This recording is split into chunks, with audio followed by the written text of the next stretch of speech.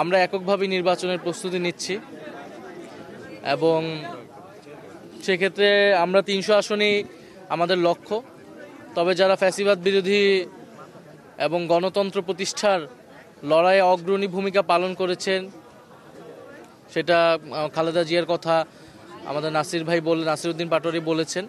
ওনাদের বিষয়ে আমরা ওনাদের সম্মানে হয়তো আমরা সেসব জায়গায় আমরা প্রার্থী দিব না, বাট এছাড়া আমাদের সর্বাধিক আসনে আমরা আমাদের প্রার্থী শাপলা কলির জন্য আমরা প্রার্থী দিব এবং বাংলাদেশের মানুষের কাছে আমরা সেই আহ্বান জানিয়েছি।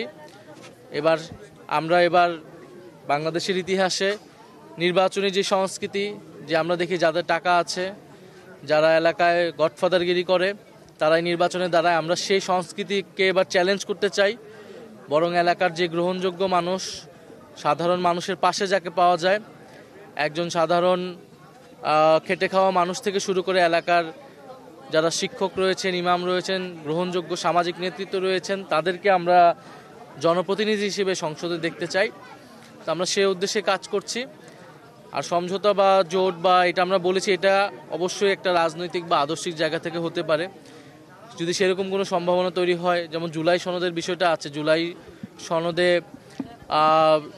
এই আমাদের যে সংস্কারের দাবিগুলো আছে, এই দাবিগুলোর সাথে যদি কোনো দল ঐক্যবদ্ধ বা সংহতি প্রকাশ করে, সেক্ষেত্রে আমরা জোটের বিষয়টা হয়তো বিবেচনা করব। বাট আমরা এখন পর্যন্ত এককভাবেই আগাচ্ছি। কবে নাগাদ প্রার্থী ঘোষণা করতে পারেন?